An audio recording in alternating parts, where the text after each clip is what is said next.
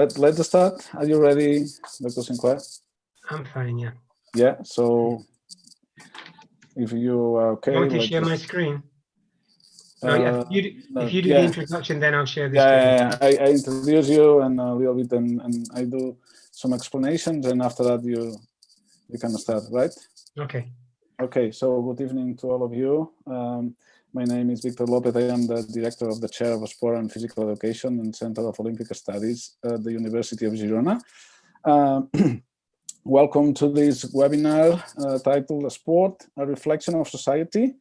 So before introducing our keynote speaker, I would like to inform you about a couple of things. The first one is, as you know, the presentation is in English. So the presentation will run around 45 minutes more or less. And after that, we have time to discuss with our keynote speaker around 40-45 minutes too. This time of discussion could be in English, French, Castellano, or Catalan, as you prefer, because our keynote speaker, he doesn't have any problem with that.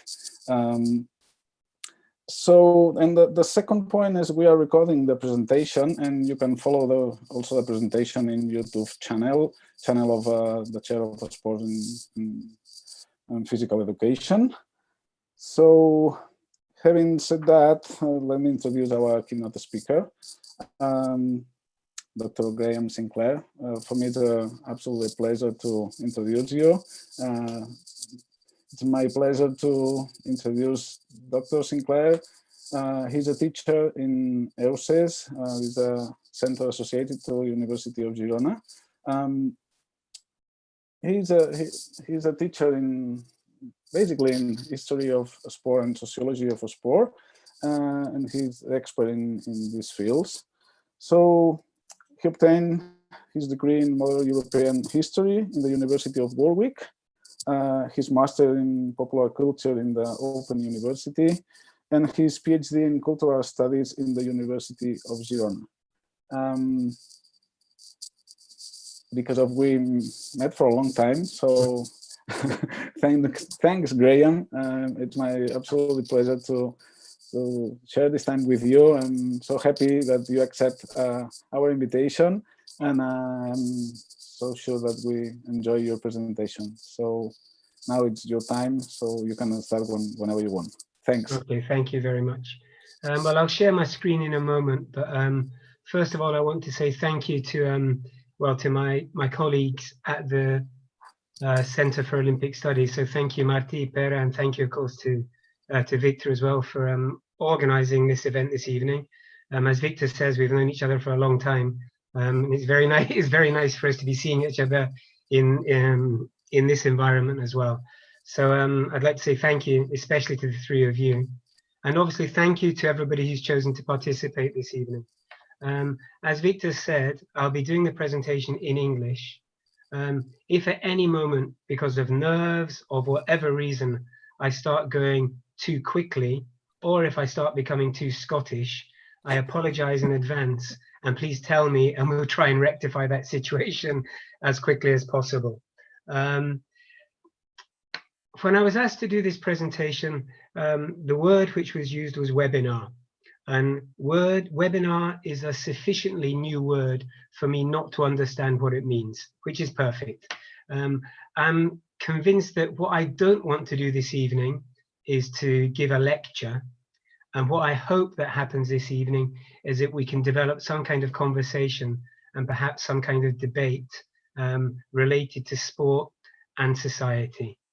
I don't have time this evening, and I haven't chosen to go into detailed definitions of what sport means or of what society means, but perhaps these are things which we can discuss later on this evening. And as Victor said as well, can I please reiterate, please feel very comfortable to ask your questions or make your contributions in the language that you feel most comfortable with, and we'll do our absolute best to understand them and to react to them in an appropriate way. So with your permission, I'll share my screen now and I'll start my presentation.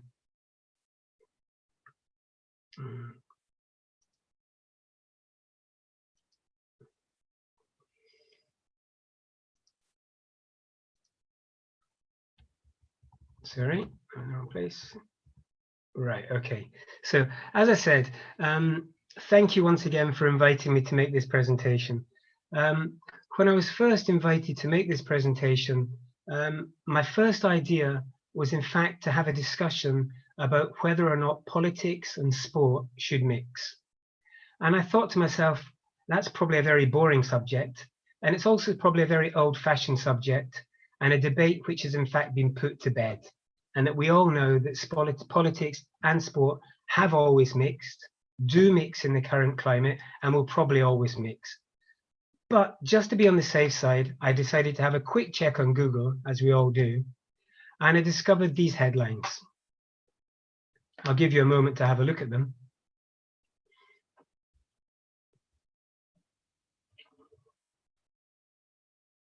These headlines come from a variety of sources, from a variety of newspapers, and it seems fairly clear that I was completely wrong, and that for a lot of people, it's absolutely clear that sport and politics either don't mix or shouldn't mix, or if people attempt to mix sport and politics, they should be punished.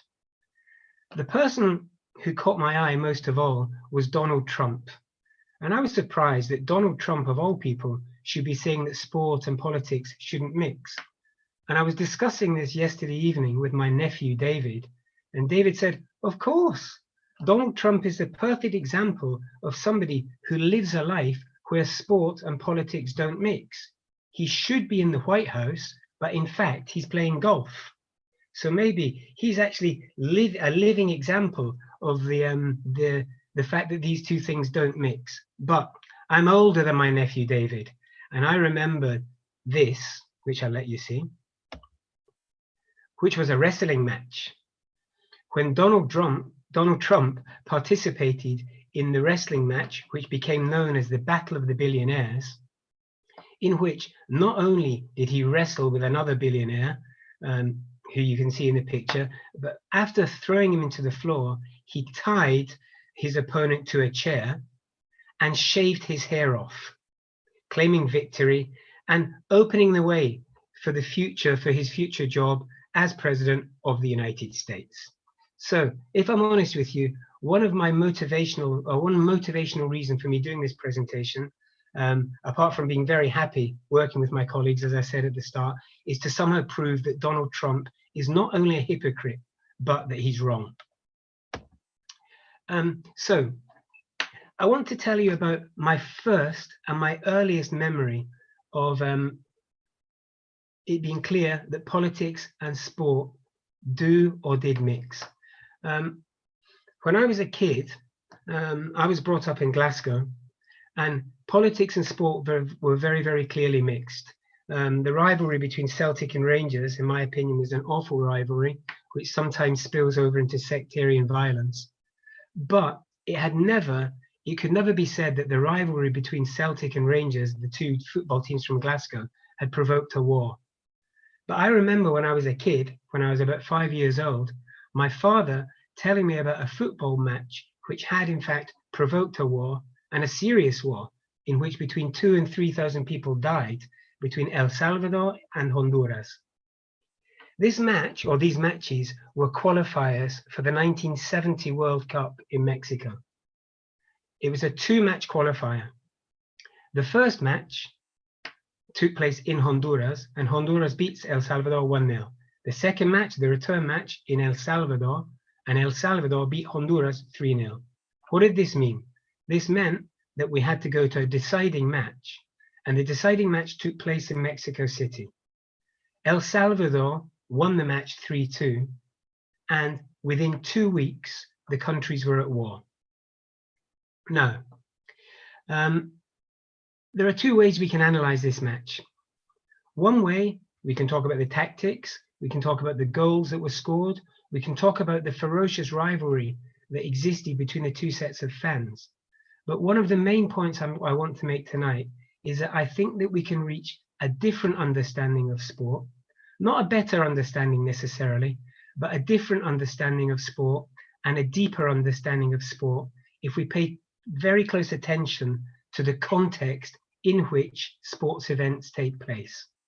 And so, When we look at some details of this match, we can talk about the fact that Pipo Rodriguez scored a goal in extra time and managed to hang on to the victory.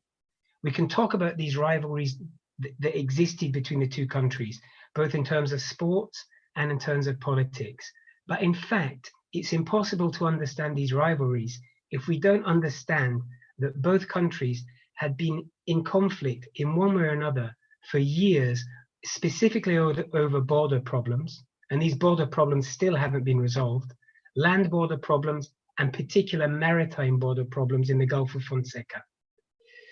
The matches also took place at a time when many farmers from Salvador, who had the tradition of moving to Honduras, which was a larger country but with a less dense population to work, had been expelled. They'd been expelled as a result of agrarian reform, which was the result of popular pressure, which in turn had been a response to the pressure which had been put on peasants by American fruit companies controlling more and more of the land in the area. What happened? Many Salvadorian farmers were evicted from the land that they'd been working on in Honduras and sent back to their own country, where the land which their families had previously farmed was no longer available to them. In my opinion, it's impossible to understand why this football match was so tense, or these football matches were so tense, and why a war broke out unless we look at a more deeper context. In my opinion, this particular example of football is impossible to understand fully unless we look at the socio-political context in which it took place. The next sports event I want to talk about, and here I think everybody's clear that a socio-political context was fundamentally important, is when we talk about the 1936 Berlin Olympics. When we think about the Berlin Olympics, we tend to think of them as the Nazi Olympics. And the main images we probably keep in our heads are the images of these stadiums which have been decorated as a showpiece for the Nazi government and for Adolf Hitler. And we also probably think of Jesse Owens and his success as an Afro-American athlete. But I want to have a little look at the background to these specific Olympic Games to illustrate that context is important, but also that the message or even the meaning of a sporting event can change. In fact, Germany was awarded the Berlin Olympics before Hitler came to power. Germany was awarded the Olympics in 1931, and the objective, in general terms, of the International Olympic Committee was to bring Germany back into the international fold after the First World War. To some extent, it was an exercise in public relations. What they didn't know was that in 1933, Hitler and the Nazi Party were to come to power. When the Nazis came to power, they themselves weren't convinced that they wanted the Olympics. They didn't really know if it was a good idea or a bad idea, but they decided to use the Olympics as a platform for their ideology, and in particular as a platform to demonstrate that the Aryan race was a superior race. An international boycott of some kind was organized against these Olympics. An alternative Olympic Games was planned to take place in Spain, but these particular games didn't take place because, in fact, the Spanish Civil War broke out at the same around about the same time.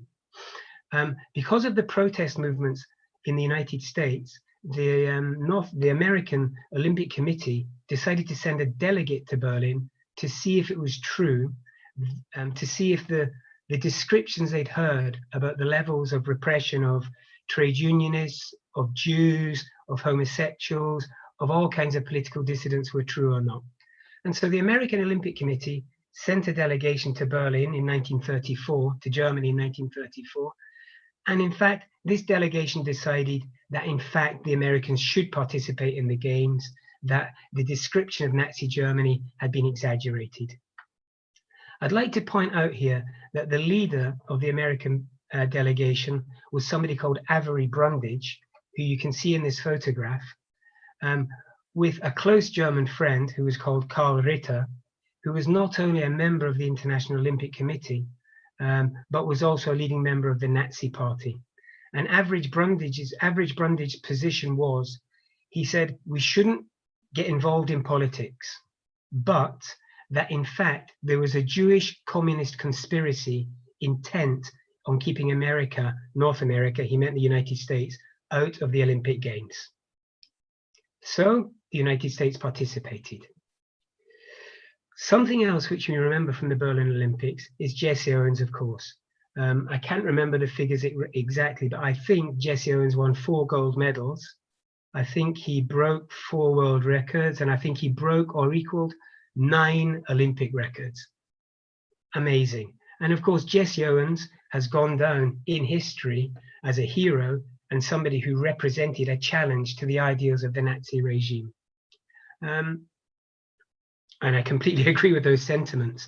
However, it shouldn't be forgotten that when Jesse Owens returned to the United States, he was one of the very few victorious American athletes who did not receive a presidential reception in the White House, quite simply because he was black. And we should think about the fact that at the time, Roosevelt's staff within the White House was still segregated on racial terms. The point I'm trying to make is that on the basis of his results in the Berlin Olympics, Jesse Owens is a hero in terms of an anti-Nazi or an anti-racist hero. But the same person wasn't respected by everybody in the same way when he returned to his own country. We'll be returning to Jesse Owens. The other main point I was trying to make here is that the very meaning of the Berlin Olympics was transformed. As I said, at the beginning, as a ceremony of welcoming Germany back into the international community, and then being transformed into an attempt to make a very positive ceremony celebrating the values of the Nazi politics. I want to have a look at something else now, which is this, and it is related. I may take some trying to explain this relation to you. As I mentioned before, from my point of view, the meaning of the Berlin Olympics changed between 1931 and 1933. This picture from Paris Match, which some of you may recognize, is a picture which the French cultural theorist Roland Barthes deconstructed in one of his most famous works called Mythologies in the 1950s. And what Barthes was essentially saying was that there was a difference between what something signified and, what something denotated, what it physically represented in this case, a photograph of a young black soldier in the French army, and what that signifier, the photograph in this case, actually meant. What was its connotation? So from Barthes' point of view, we see that in this photograph, which is on one level a photograph of a young French soldier saluting, the deeper meaning of this photograph was in fact that colonial soldiers in the French army shared the same values as the French Republic and was probably looking in an admiring way at the French flag. It's an interpretation, but the main point that Barthes was trying to make was that there's a difference between something on the surface and the meaning that that signifier may in fact have. If we have a look at this picture next door, you'll see the tall black man pointing at the kid. I'm not sure if you recognize that person. You know who the person is, but you may not recognize him. You'll probably recognize him in this photograph. He's the guy in the middle. It's Tommy Smith. This photograph is a lot better known than that photograph. And this photograph has become a symbol of the fight against racism, of the fight for equality, and for most of us, and I hope for all of us who are participating in this seminar this evening, is an extremely positive image. It's an image which for us is charged with positive values. It's also an image which is charged with lots of symbols. And lots has been written about the symbols in this picture. One of my favorite essays is an essay which discusses why Tommy Smith is wearing his glove on his right hand and John Carlos is wearing his glove on his left hand. Lots has been written about this. One particular article suggests it's because of their different political background, but in an article which I read, John Carlos explains it in a far more simple way by explaining that one of them had forgotten their gloves and that they only had one pair of gloves for the two people. However, the wearing of the black gloves and the clenched fist is a black power salute. There are other symbols which are important. If you look at John Carlos, you'll see he's wearing some beads. He's also wearing a black t-shirt, and the black t-shirt is to cover up USA on his running vest underneath. The beads which he's wearing are to symbolize the ropes which were used in the southern states of the United States to hang Afro-Americans in illegal lynchings. You'll notice also that Tommy Smith is not wearing shoes. He's not wearing shoes in solidarity with poor farmers, and in particular, poor Afro-Americans. The other thing which we can see, which all three men are wearing, are these white badges. And these white badges are in fact badges for the Olympic Committee or the Olympic Organization for Human Rights. The Australian athlete, Norman, was sent home immediately just for wearing this badge, a badge in favor of human rights, that's all. We have to remember when this took place. This took place in 1968 in Mexico. 1968 was the height of the civil rights movement in the United States, but was also the year in which Martin Luther King had been assassinated. 1968 was a year where student protests in France had linked with strikes in some of the major French factories and ended up with a general strike of 10 million workers in France. In Mexico City, just weeks before this protest, hundreds of students, we still don't know exactly how many students, were murdered in the Plaza de las Tres Culturas in Mexico City because they were protesting against their government. This is the backdrop against which this extremely brave protest took place. But as I say, things are not constant. For us, this is a very positive image. The headline in Time magazine, when this took place, transformed the Olympic slogan of higher, faster, stronger to the ugliest, the angriest, and I can't remember the third one, but there was a nasty reworking of the Olympic slogan. The LA Times said that Smith and Carlos were in fact making Nazi salutes. Things change. Interestingly, when Smith and Carlos returned to the United States, they did eventually manage to carve themselves out careers in sports, and particularly in American football. They managed to find themselves reintegrated somehow, in my opinion, because of the strength of the civil rights movement in the United States. Such a civil rights movement didn't exist in Australia.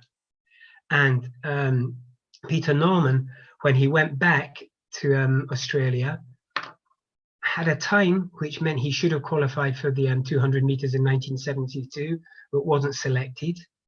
When Sydney was host to the Olympics, he wasn't invited. And this statue to him, along with an apology from the Australian government, the statue was only erected after he died in 2018. It's a sad story, but at the same time as that, it's an inspiring story from my point of view. So, what we've seen up until now are examples in which sporting arenas, in one way or another, have been used for political reasons, either positively, negatively, but somehow to express political ideas. But the title of the presentation tonight was, in fact, to what extent is sport a reflection of society? As Victor said at the beginning, I teach sports history, and one element of the course which I teach is about sport and physical activity in prehistory. I'll talk about this briefly, but in some ways I feel that the difference between sport and physical activity in Paleolithic society and Neolithic society give us clues to the way in which there is a relationship to the type of physical activity and sport we do happen and the type of society which exists. As I said at the start, I don't want to get into a deep discussion now, but maybe we can have it later about definitions of sport. But if, and in some definitions this is the case, competition is a necessary part of a sport, then sport did not exist, as far as we know, in Paleolithic society. We have absolutely no evidence of competition existing in Paleolithic society. In Neolithic society, yes. In Paleolithic society, no. In Paleolithic society, we have archaeological evidence and other types of evidence nowadays as well, which suggests that people were involved in activities such as swimming, such as running, hunting, jumping, dancing, a variety of activities which may have been to a lesser or greater extent linked to survival or the preparation for survival or just having a good time. But we have no evidence that competition existed in that period. This cave painting here comes from Egypt in the Sahara Desert near the border with Libya, and is around 10,000 years old. So somewhere between the Paleolithic, late Paleolithic, early Neolithic period. Later on in Neolithic societies, we do have examples of people involved in competitions. We have examples of spectator sport, and we have examples of people being offered prizes for sports activities separate to other activities within society. What I'm suggesting here is that in a society with no competition, there's absolutely no reason why there should have been any competition in these activities, which look like activities we would describe as sport nowadays. In a society, a Neolithic society, when competition had begun to develop because of the production of a surplus within society, and because of the beginnings of a social stratification of society into social classes, it's absolutely normal, and it shouldn't be a surprise to expect that sports activities reflected that society and that competition began to exist. We can come back to this later in the discussion. It's a very brief overview that I've given you there. What I want to talk about a little bit now, and I'm jumping ahead in time, is to talk a little bit about the first Olympic Games. Because I think the first Olympic Games are a very clear example of sports events or events related to sports, which were very much related to the type of society and very much a reflection of the type of society in which they took place. In the very first Olympic Games, or the first recorded Olympic Games, in 776, before the Common Era, the ceremony and the event lasted for around 5 days. But there was only one sports event, and the sports event was a 200-meter sprint. So if we take a 200-meter sprint, even if we include the qualifying events, and we put it within the context of 5 days, we know that lots of other things were happening, and lots of other things were happening. The Olympic Games were, in fact, a ceremony to the god Zeus, who is the head god in the Greek pantheon. And the Olympic Games were a celebration of Greek religion and Greek culture and Greek values.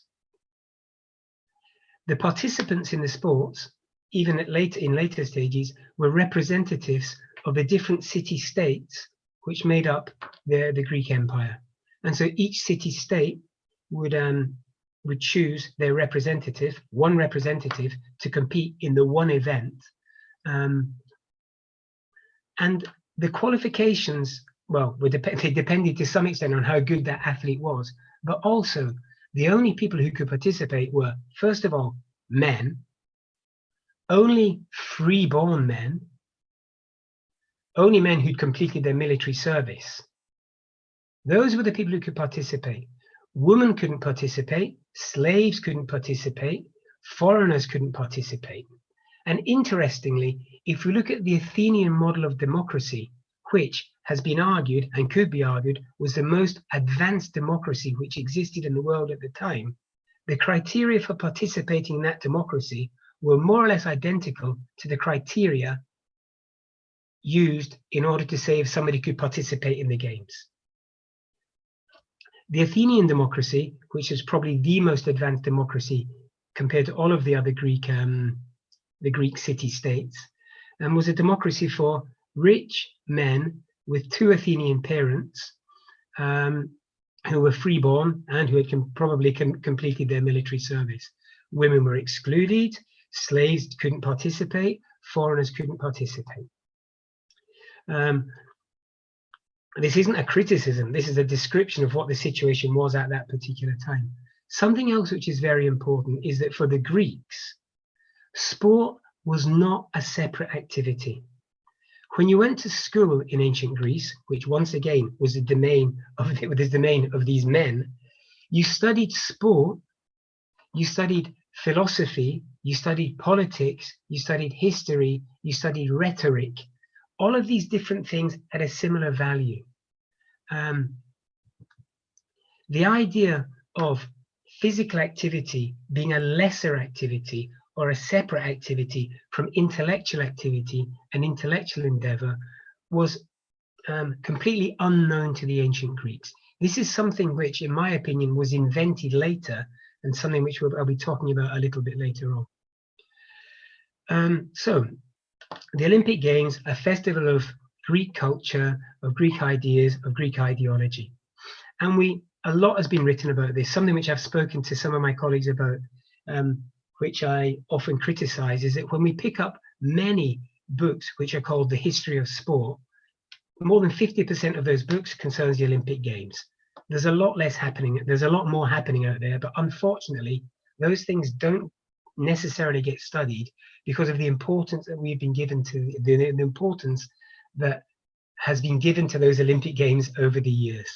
There's something else which is interesting, which I don't feel gets the attention it deserves, which is this, or which are these, which are the Hereaen Games. No, the Hereaen Games were games in the same way that the Olympic Games were a celebration to the god Zeus. The Hereaen Games were a celebration to the goddess Hera, who is the wife of Zeus. And if you look at a map of ancient Olympia, you'll see this: the temple of Hera is right in the middle of the Olympic, let's call it the Olympic city, next to the temple of Zeus. There's a very interesting article by Dolores Miron from the University of Granada, where she explains that from her perspective, the Hereaen Games represent the different stages of female life in ancient Greek society. There were basically two words which described, I'm using the word female, which were used to describe females in ancient Greece. The two main words, they were virgins and women. We also have Amazons. That's a different story, and I don't have time to look at Amazons today, but basically, young women who were described as virgins, which in the Greek context meant unmarried, were in fact regarded as animals. And they were regarded as animals who needed to be tamed. And the way you tamed these animals was by marrying them. And the respectable place for a rich Greek woman was to be a part of a Greek man's domestic property. In any case, we know that the Hereaen Games took place, and we know that they involved running events for young Greek women. We don't know much about them. Most of the contemporary, or in fact the only main contemporary source we have, is by Pausanias, who is a 2nd century geographer who wrote about them. But my feeling is that some kind of process of gatekeeping has happened over the years. Gatekeeping, for those of you who are not familiar with it, is an expression which gets used a lot in social psychology, but it gets used a lot in cultural studies as well. And in cultural studies, gatekeeping is the idea that somebody, consciously or not, decides what is and isn't worth studying. Or, for example, what is or isn't worth including in the news or including in a newspaper. As an anecdote, I'll tell you a very quick story. A few weeks ago, just after Esther Guerrero had won, I think, the 800 meters and the 1500 meters in an international competition, about a week later, I switched on TV3 to watch the sports news, thinking, maybe I'll see something about her on these news. Nothing. This was a week later, not immediately at the time. And I realized not only was there nothing about that particular athlete, there was no women's sport at all on the TV3 news coverage. TV3, for people who are not listening from Catalonia, is the national Catalan television channel. So I wrote a letter of complaint. Well, no, yeah, I did. I was going to say I wrote a question. I wrote a letter of complaint, and I said, "What the hell are you playing at?" I said, "I don't believe that on that particular weekend, no sport involving women had taken place in the whole of Catalonia." And I received a reply from a woman who said, "Thank you for your interesting email." Great. And they said, we do pay very serious attention to women's sports.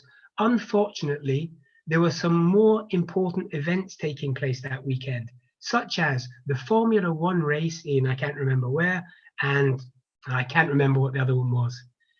The most important thing for me here is the fact that the representative of TV3 had said more important events. Who makes that decision? Similarly, with the Hereaen Games, very little has been written about it, in my opinion, not just because one of the only sources we have is Pausanias, is because people have not chosen to write about the Hereaen Games because they're women's games and not men's games. Once again, this is something we can discuss later. And I'm getting a little bit tired, so I've decided that we should have a little talk about gangster rap. I don't know how familiar you are with body count. The guy in the middle of this picture is Ice-T, who's most famous for his song Cop Killer. He's a gangster rapper. But Ice-T also created a group called Body Count. And Body Count are a heavy metal, a hardcore metal group. The shortest song on their first album is called No Sport. Unfortunately, the sound quality here will be bad. Don't worry about it. I'll give you a written version of the song. I think it takes 15 seconds or less. Here we go. Yeah, can you hear it or not? No, don't worry. Don't worry. It's very, very short. There's a problem with my sound here. Don't worry. That's the song. This weekend, 17 youths killed in gang homicides. No sports. No. Why do I think this is interesting, and why, for God's sake, do I think this is relevant to what we're talking about this evening? I think it's interesting for two reasons. One reason is that this is a parody of a news program, and in this program, sports has been separated from serious news. That's one thing. The other thing is that here, what Ice-T is suggesting is that people pay less attention to serious news than they do to sports, and that somehow sports isn't serious or aren't serious, and that somehow sports are used somehow to divert us from more serious things. And that's something I'd like to talk about here, because I think our attitudes towards sport are very important. As I said earlier, sometimes sports and sports events, in all forms of sports, as I've said, I'm not getting into definitions now, are constructed as separate from intellectual endeavor.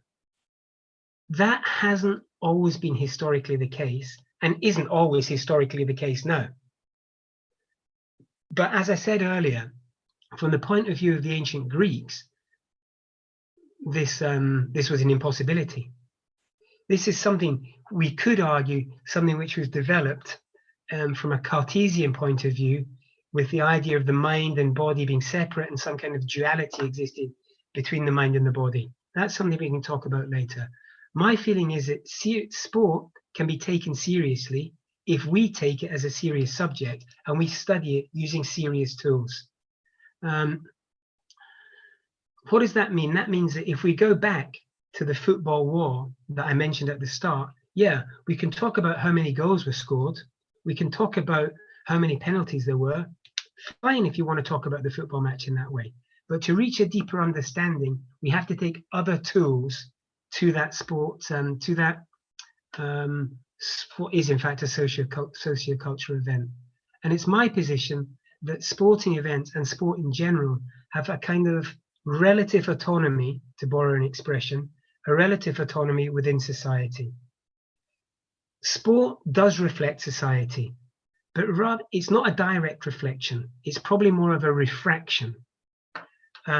So we can see some elements of society, whatever society is, refracted or reflected in sports and sports events. But it's not one-way traffic. My feeling is also that sports events and sports in general also reflect back onto society. I'll give you an example here, which is quite interesting. I'm not sure if you're familiar with the concept of sport washing.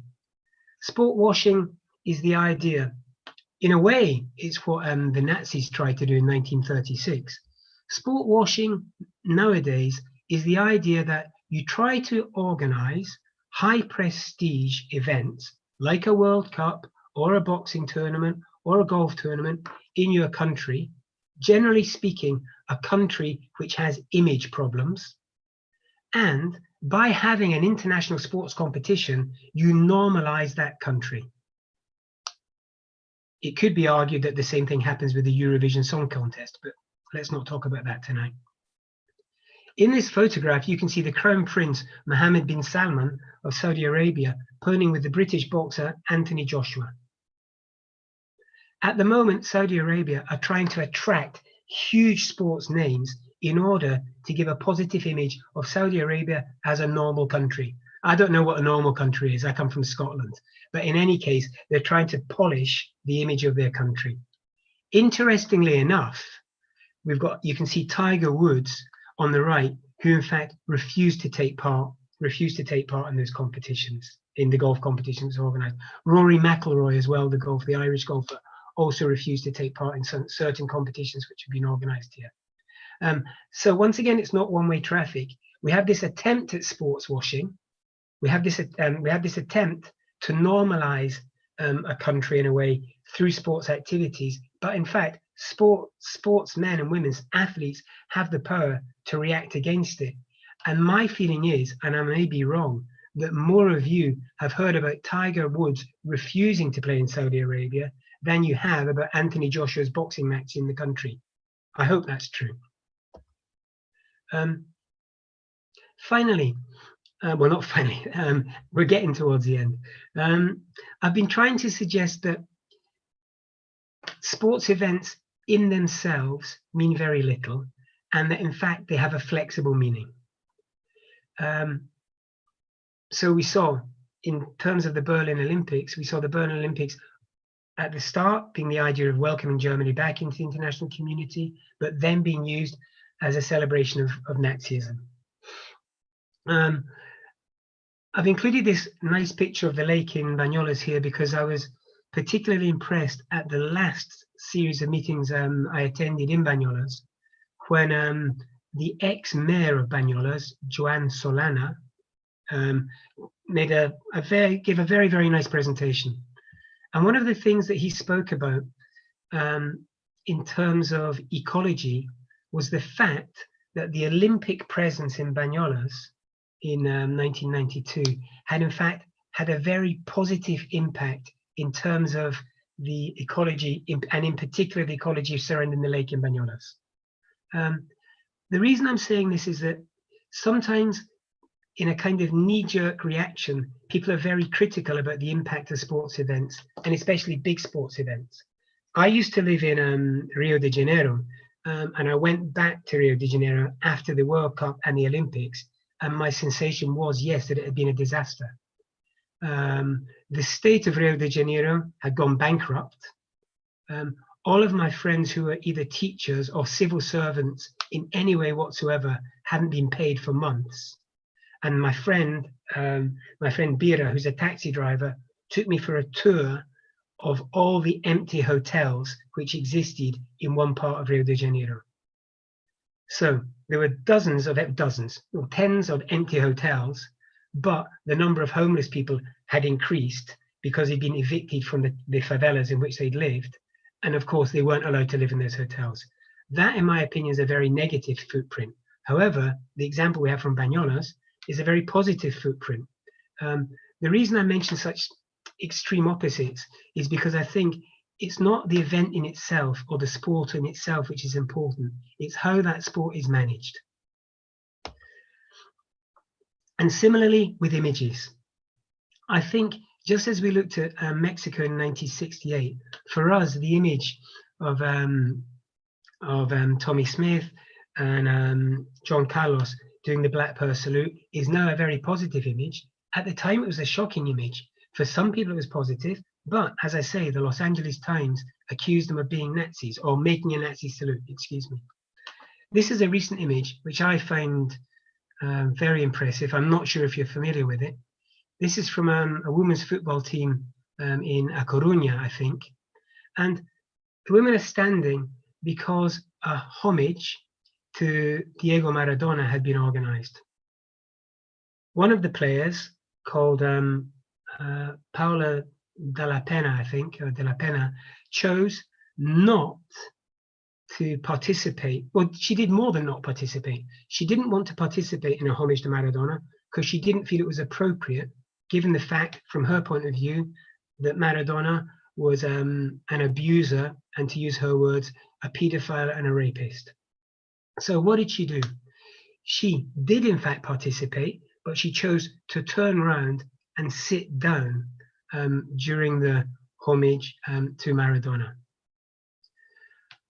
Why do I think that's important? I think that's important on a personal level because I think it's an incredibly brave statement, but it's also important to suggest that something like the world of football, that it provides an arena just not for the sport itself, but also for some kind of social commentary. And basically, I'm going to finish now, but just before I finish, two little things. I've had these pictures right the way through, which I'm sure you're familiar with, of Naomi Osaka, the tennis player. And it's interesting where we've come to in terms of what sporting arenas are. Tennis, for many, is the land of the privileged. But it's very interesting that you have this young woman of a mixed ethnic background who's one of the best tennis players in the world, who chooses to use that arena to wear masks, and each day she wore a different mask with the name of somebody who'd been the victim of police brutality. So although tennis and the US Open, I know I couldn't afford a ticket to go there, is in a way the realm of the elite, it's very interesting that it can, despite the fact that it's the realm of the elite, it's also an arena for protest. And finally, one tiny thing. This is a beautiful sign that I saw when I was last on holiday in France, where it says, "Drive very slowly," because kids are playing. And it makes me optimistic, because this is a sign which would never have existed when I was a kid. One, because they don't speak French in Scotland, but in particular, because the person playing football is a girl. So, let's come back to that. So thank you for listening. I'll hand you back to, I'm not sure if I'm handing you back to Victor or to Martí, and please feel free to ask questions in any language you choose or make any comments that you'd like to. Thank you very much. Yeah, thank you very much, Graham. So now it's time for Pera or Martí. You can organize the discussion time. Thank you very much, Graham. Nice presentation, as usual. Thank you so much, Dr. Sinclair, for your amazing presentation. Sorry for my English. We will move on to the question time, and I think it will be better if I speak Spanish, if it's not a problem.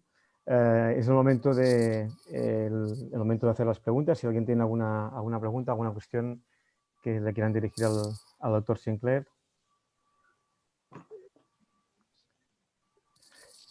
Añadir que si quieren hablar pueden utilizar la herramienta de raise hand o levantar la mano y podemos abrir los micrófonos. Mientras se animan, rompo un poco el hielo. Si le parece una pregunta que quizás esté un poco descontextualizada de lo que hemos hablado, de lo que ha hablado el doctor Sinclair a lo largo de esta hora, pero me gustaría saber su opinión acerca de la inclusión del breakdance en el programa de los Juegos Olímpicos del 2024 en París. No sé si puede guardar relación con la intención de captar a los body count para el deporte.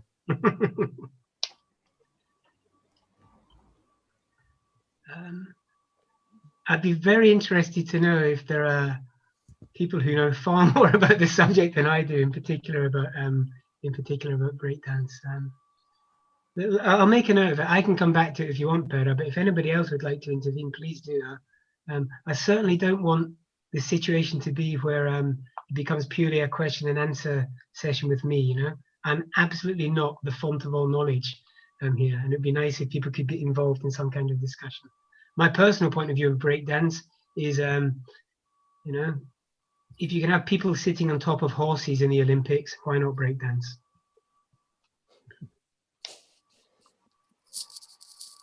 Martín, no sé si... Hereaen, we have a question through YouTube. I have put it on the chat. Kilian Folguera asked, what about the fact that even with all that protests in sport, there is still a lot of racism, corruption? Mm-hmm. Yeah. I think, shall I come back on this now? I mean, what I think is interesting, something which I've seen recently,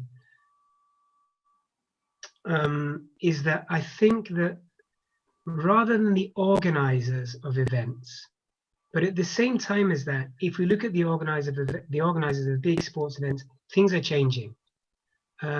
If you look at the proportion of men and women in the Spanish Olympic team, for example, the proportion of men and women in the Spanish Olympic team, and at least the objectives, in my opinion, are far more progressive than in any company that I know of, any major company that I know of in Spain at the moment, and in any political party. So I think that interesting things are happening even within the big structures of sport. At the same time as that, I get the impression that since the Me Too movement, and especially in the United States with people beginning to take the knee, that sports players, who generally speaking don't come from the same background as the people who organize the sports for them, are beginning to take things into their own hands. I'll give you one beautiful example from football in England at the weekend.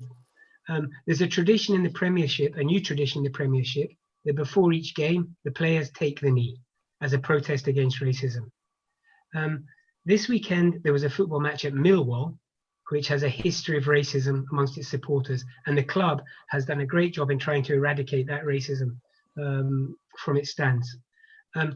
When the players at the beginning of the game took the knee, Millwall, one section, a minority section of the Millwall fans booed. They challenged it. When a goal was scored in the match, one of the players ran in front of that group of supporters and took the knee again.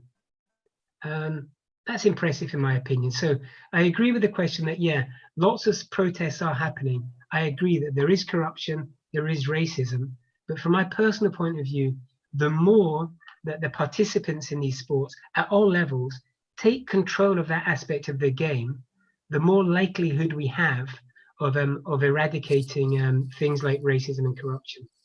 There's also an interesting point which relates back to the question I asked at the beginning, or the question I said I was asking myself at the beginning, and when I was talking about Donald Trump, about whether or not politics and sport should mix.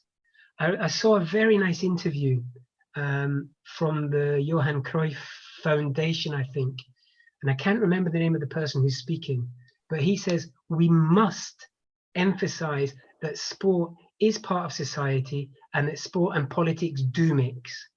Because if we don't insist on the fact that politics does mix with sport, then we leave sport to people who have their own political agenda. So I think, yeah, of course, there are still problems, but I think I personally feel quite inspired by what's happening, especially with the taking the knee movement, at least in the sports which I watch. Yeah. Here we have another question from Gina Stephens. Would you say sport is an advancement of possible changes in society, or does it follow society's tendencies? I think that this thing is really important. Well, she asked the question to all of us, huh? Shall I come back? Yeah.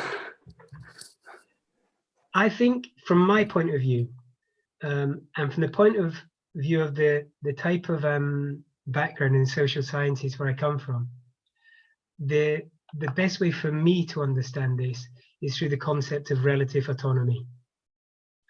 The concept of relative autonomy suggests that cultural practices, and I include sport as a cultural practice, is to some extent a reflection of that society, but that those cultural practices have a relative autonomy somewhere, and that somewhere is in the ideological superstructure. Now, that can mean practices, that can mean ideas, and that can mean places. It can mean a lot of things, but what it means is that the answer to that question is it depends, in my opinion. So for example, if we see something like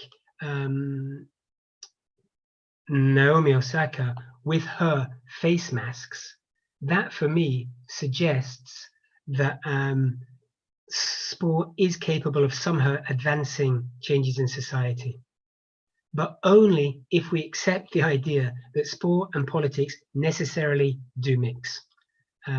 At the same time as that, there are lots of examples of when sport has been used as an ideological tool by very repressive societies, and we can't deny that either.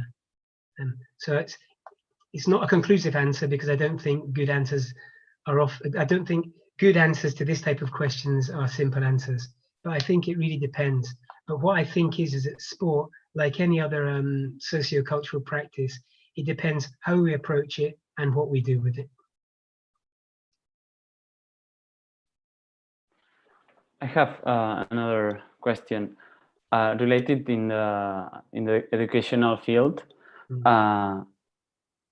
How you can teach sports in this kind of way to learn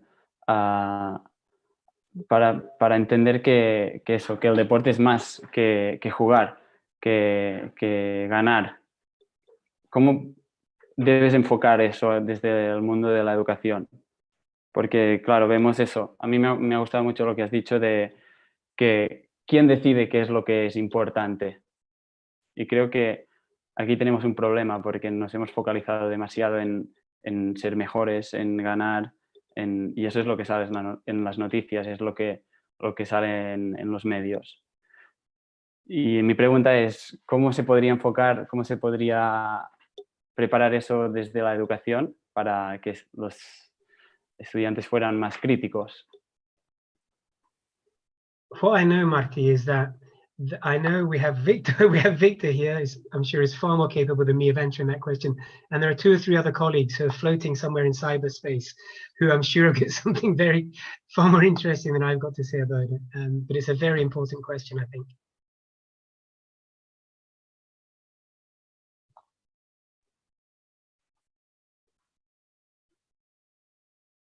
Nothing to say.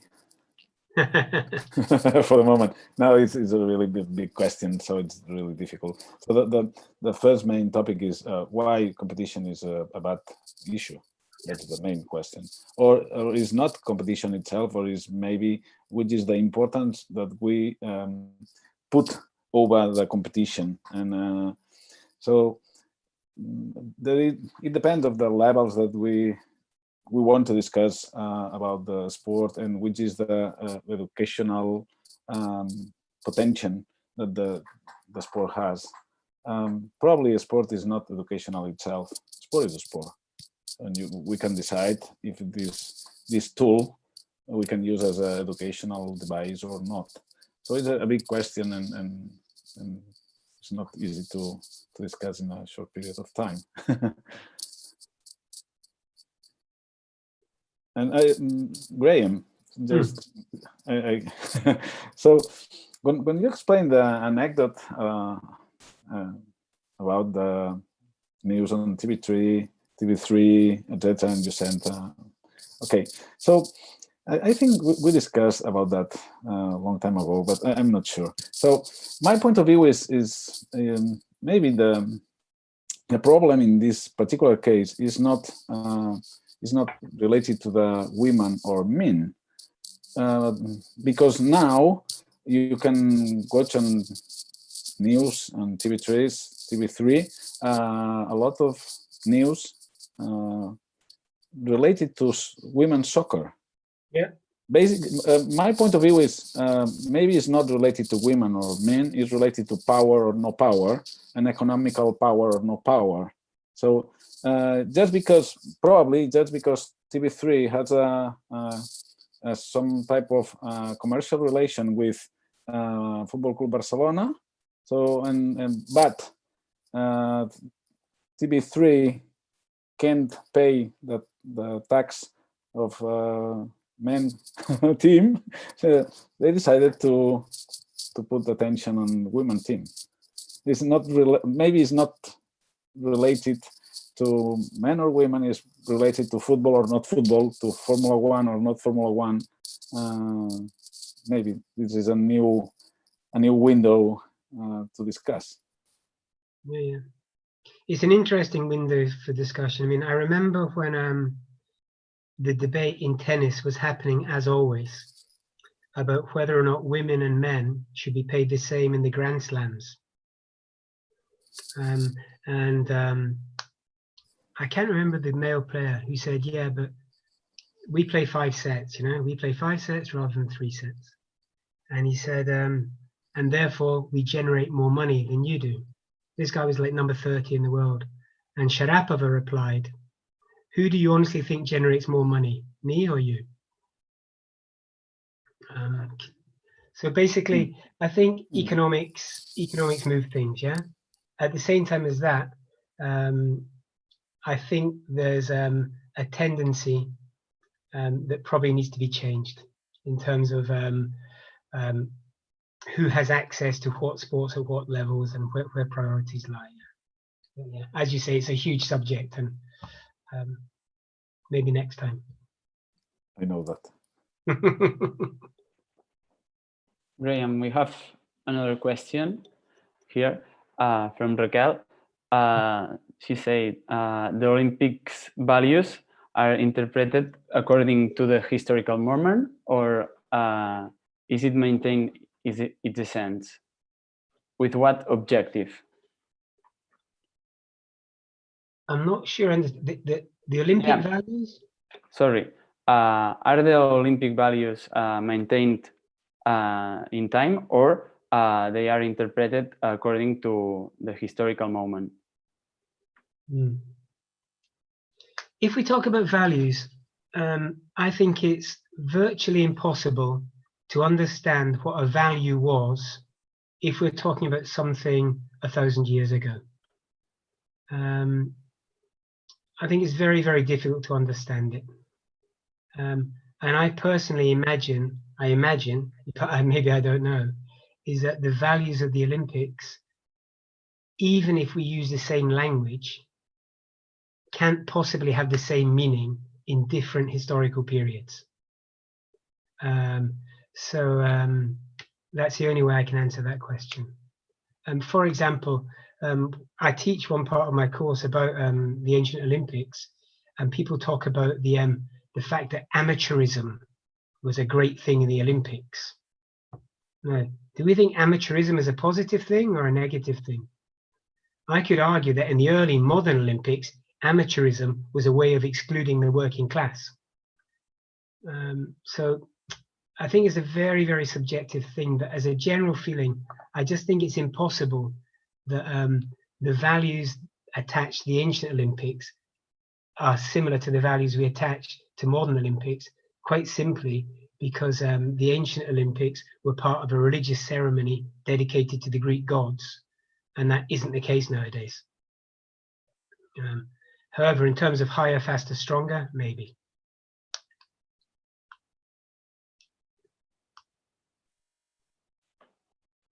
If you can see the chat, we have another question from YouTube related with the media again. Kilian says, how many time do you think women's sports will take to be as important as men's sports by the media and the society? That's difficult. It's difficult. It's a very serious question. And I think to some extent we have a self-fulfilling prophecy here, in the sense that if it is just about money, and I don't think it's just about money, then we need to do something. And I think we generate interest in things, in many things, by making those things visible. So from my point of view, I would say that visibility, if we're talking about the media, visibility creates interest. And if we have no visibility, then we have no interest because we don't know these things exist. So I guess as long as it takes for athletes themselves to put pressure on the organizations which have editorial control over what we do and don't see, I imagine.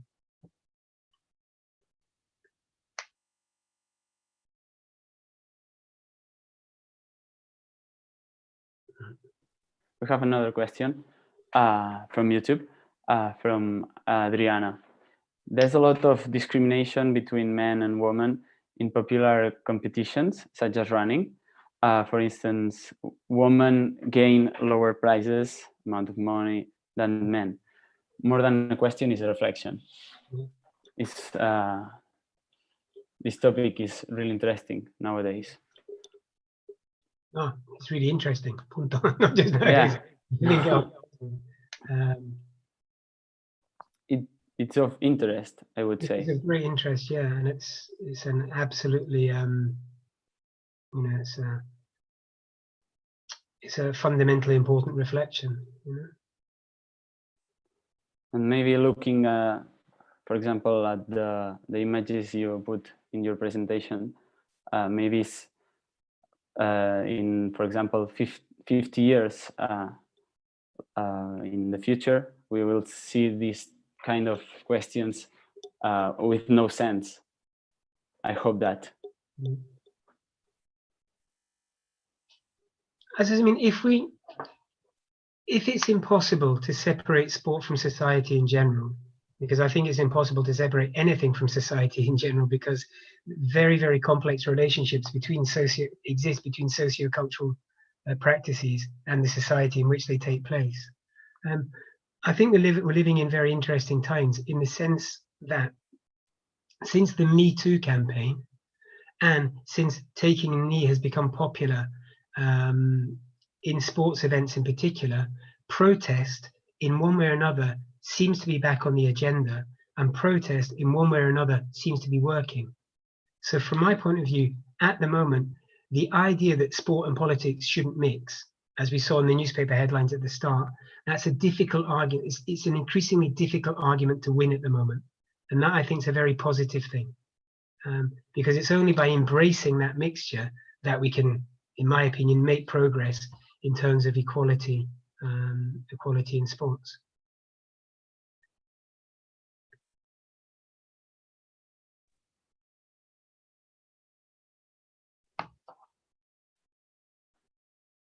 Does anyone has another question or reflection, any doubt?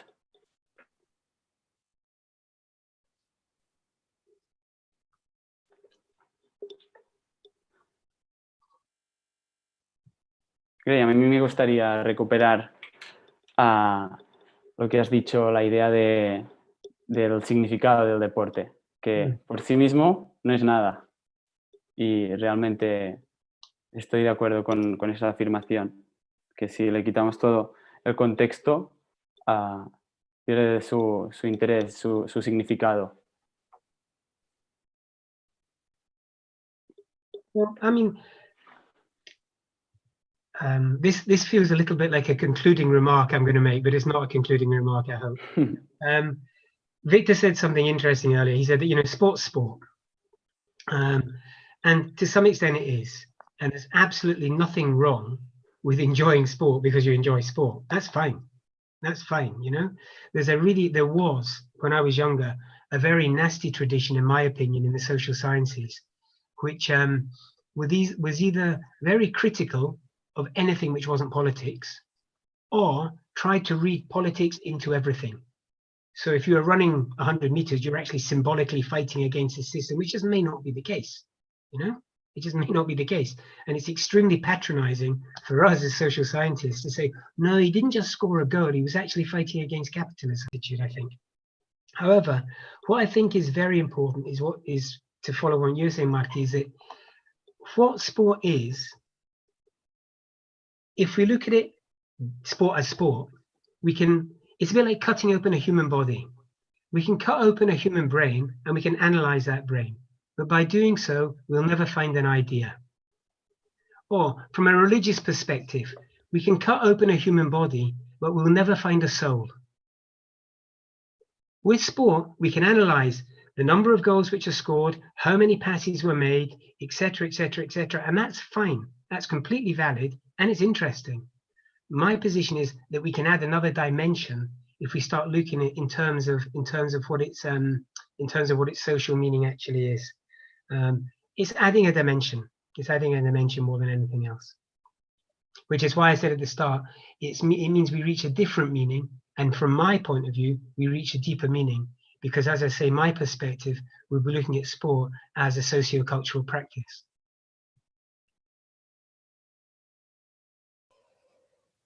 Are there any questions, Martí? Si no hay más preguntas, vamos a cerrar la conferencia, darle las gracias una vez más al doctor Sinclair por esta agradable hora de compartir y darnos conocimientos. Y vamos a dar la palabra al doctor Víctor López para que cierre la conferencia. No, just to say thank you very much, Dr. Sinclair. Great pleasure to meet this time with you, and thank you to all the attendants. We hope that you enjoyed this time, and my wish is not the last one, is the first one, a sequence of the possibilities to collaborate with Dr. Sinclair, so we hope it. Thank you very much, and gracias a todos, y esperamos que nos podamos ver en la pròxima. Fins a la propera a tothom, i molt bona nit a tothom. Okay, thank you very much.